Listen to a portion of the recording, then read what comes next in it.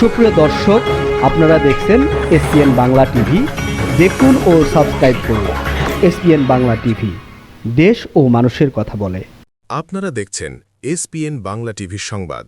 5ই March 2026, Dhaka reporters unity. Shafiqul Kabir মিলনায়তনে দ্বীপ জেলা ভোলা নাগরিক ঐক্য ফোরাম আয়োজিত পবিত্র মাহে রমজান উপলক্ষে দোয়া ও ইফতার মাহফিল অনুষ্ঠিত। অনুষ্ঠানে প্রধান অতিথি হিসাবে বক্তব্য রাখেন নাজিমউদ্দিন আলম, সাবেক সংসদ সদস্য ও বিএনপির চেয়ারম্যানের উপদেষ্টা। বিশেষ অতিথি হিসাবে বক্তব্য রাখেন হায়দার আলী লেলিন, সদস্য জাতীয় নির্বাহী কমিটি, বিএনপি। মীর মোহাম্মদ জসিম, সাংগঠনিক সম্পাদক, ঢাকা রিপোর্টার্স ইউনিটি। শ্রমিক নেতা সাখাওয়াত হোসেন দুলাল, অ্যাডভোকেট মোহাম্মদ সিদ্দিকুল্লা মিয়া। সভাপতিত্ব করেন সংগঠনের সভাপতি নূর মোর্শেদ। অনুষ্ঠান সঞ্চালনা করেন সংগঠনের প্রতিষ্ঠাতা সাধারণ সম্পাদক মোহাম্মদ মুস্তাফা। আরও উপস্থিত ছিলেন সাংগঠনিক সম্পাদক আক্কাস আলী, যুগ্ম সম্পাদক মোহাম্মদ আকবর হোসেন প্রমুখ। এসপিএন বাংলা টিভি দেখুন, লাইক করুন, শেয়ার করুন, সাবস্ক্রাইব করুন, আমাদের সঙ্গে থাকুন। সাংবাদিক আজিজুল হক মিন্টুর প্রতিবেদন।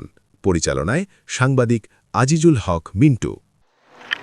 এবং অনেক সম্পদের মালিক আমরা বলতে পারি, সবচেয়ে গুরুত্বপূর্ণ সম্পদ গ্যাসের সমৃদ্ধ। আজকে আমরা যতটুকু জানি, বিভিন্ন সময় জ্বালানি সচিব, জ্বালানি মন্ত্রী, তার সাথে মিটিং করেছি, দেশটাকে সভা করেছি। আমি জানতে পেরেছি ভোলাতে মনে করেন গ্যাস আর তেলের উপরে আমরা রাখতেছি। সুতরাং ভোলার আমাদের অনেকগুলো চাহিদা রয়েছে। আমি বিশ্বাস করি বর্তমান নির্বাচিত সরকার, মাননীয় প্রধানমন্ত্রী, উনি অত্যন্ত ডাইনামিক, উনি অত্যন্ত পরিশ্রমী, কর্মঠ।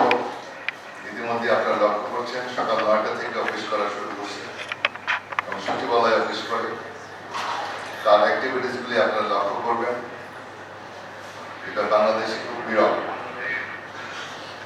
অনেক রাষ্ট্রপ্রধান দেখেছেন, আরেকজন দেখেছিলাম আমরা আমাদের নেতা শহীদ রাষ্ট্রপতি জিয়াউর রহমানকে।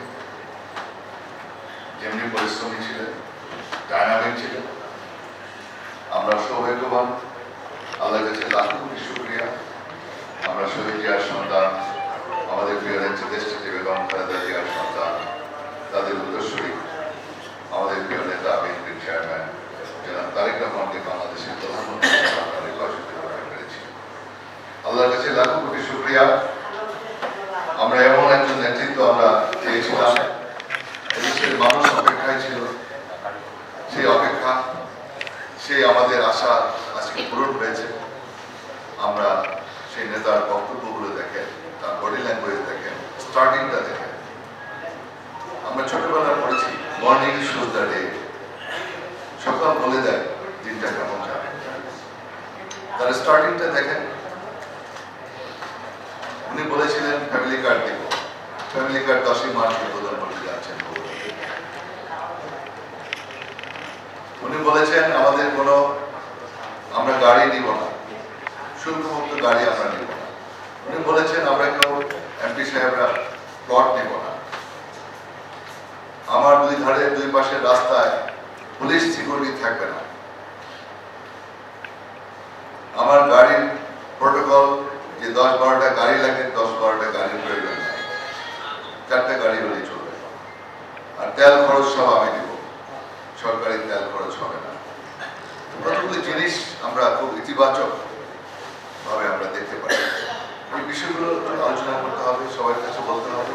আমার বিশ্বাস ভোলা থেকে আমাদের চাহিদা বেশি কিছু না, আমাদের মেডিকেল কলেজ একটা দিতে হবে।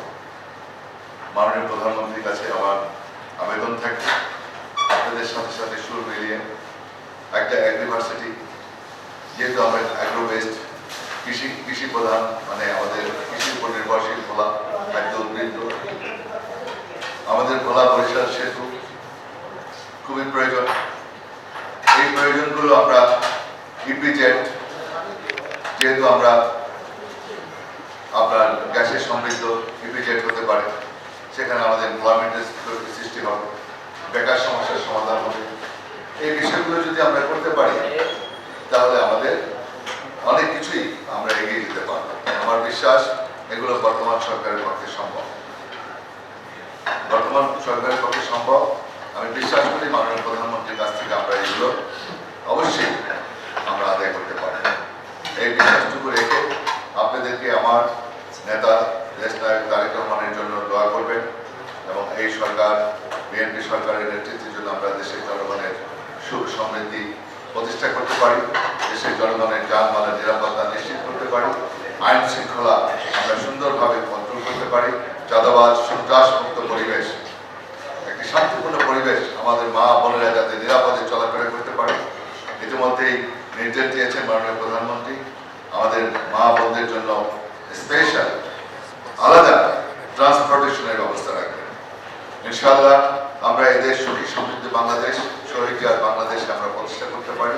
সে আবেদন রেখে আপনাদেরকে আহ্বান জানিয়ে সবাইকে আপনাদের সুন্দর সুন্দর জীবন সম্পূর্ণ জীবন কামনা করে আমি আমার বক্তব্য শেষ করছি।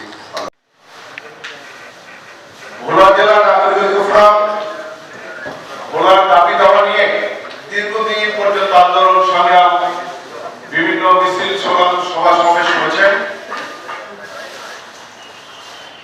জসিম যে কথা বলেছেন যে আজকের যুগে মানুষ যখন তার নিজেকে নিয়ে ব্যস্ত থাকতে চায়, সেই সময়ে এমনি একটি সংগঠন করা বা নিজের এলাকার দাবি দেওয়া নিয়ে নিজের খেয়ে নিজের পয়সা খরচ করে এই কষ্টটা করা অত্যন্ত বিরল।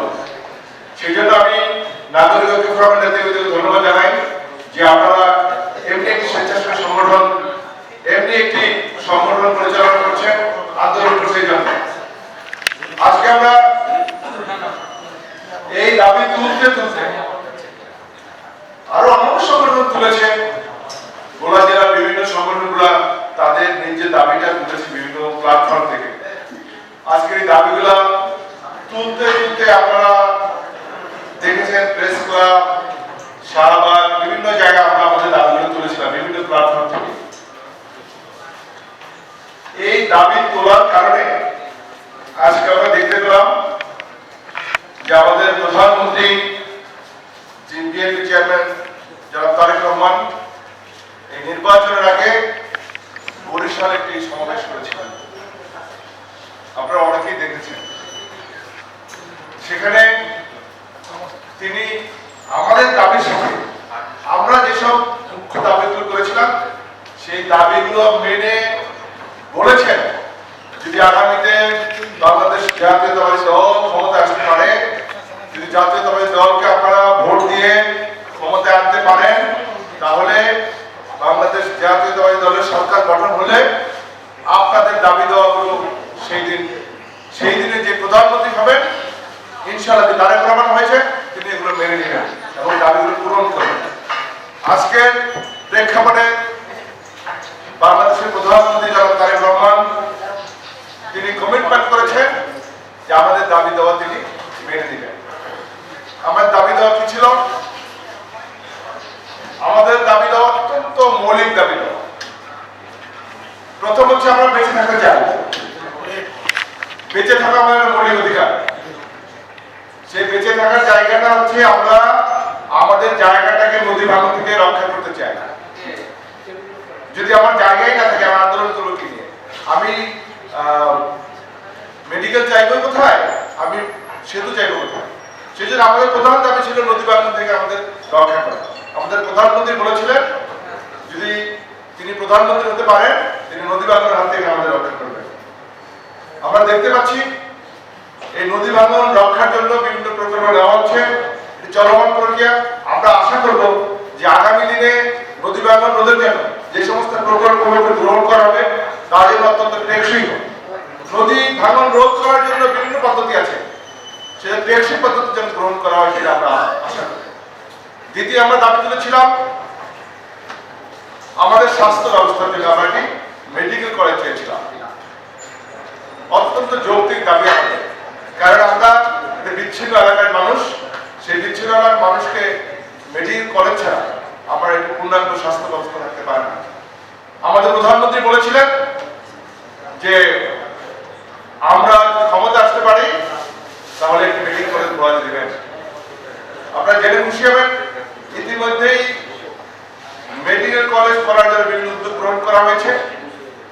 এবং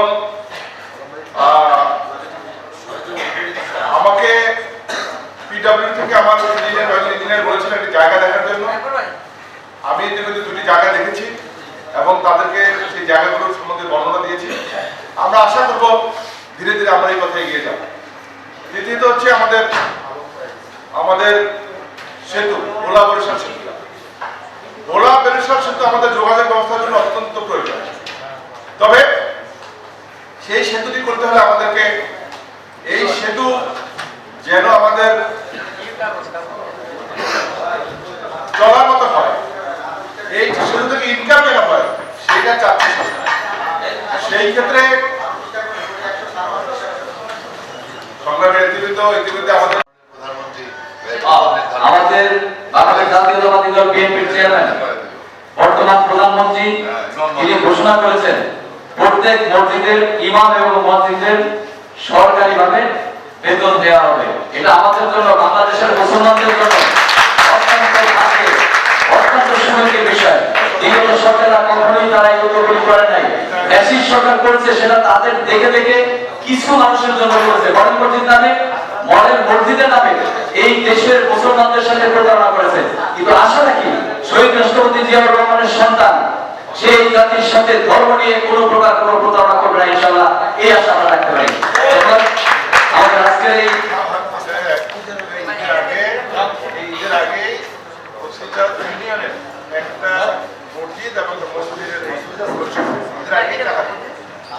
আলহামদুলিল্লাহ আরো সুখবর, এই ঈদের আগে প্রত্যেকটি ইউনিয়নে একটি করে মসজিদ এবং একটি করে, এখানেও কোনো বৈষম্য তিনি রাখেননি, একটি করে মন্দির করার ঘোষণা অলরেডি সরকার দিয়ে দিয়েছে।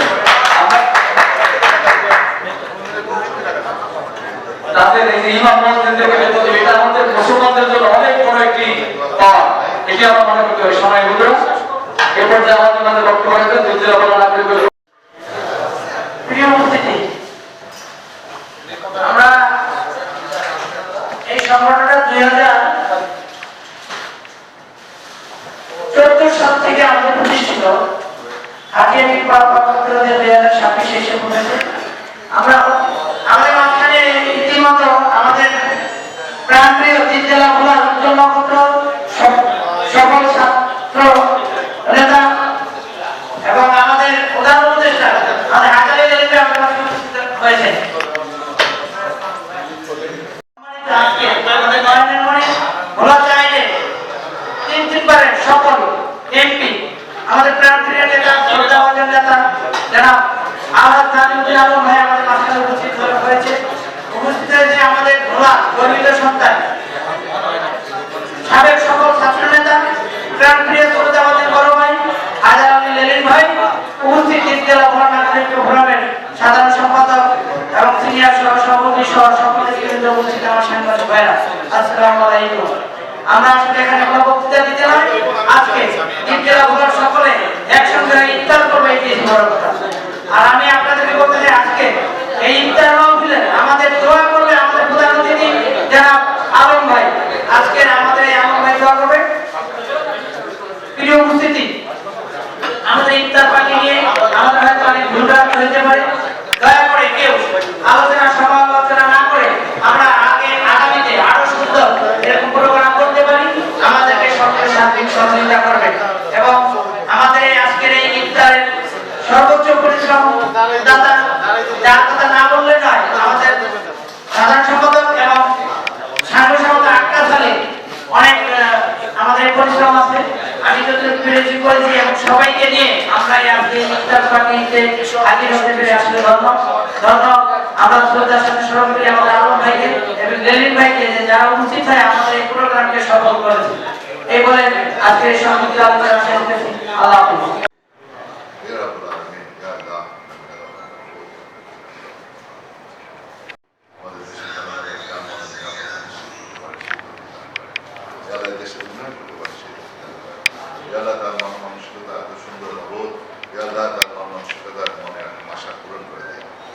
আমাদের দেশের মানুষের, আমাদের দেশের জনগণের নিরাপত্তা নিশ্চিত করতে পারে, সেই কাজ করতে পারে। আল্লাহ আমাদের ভোলাবাসী,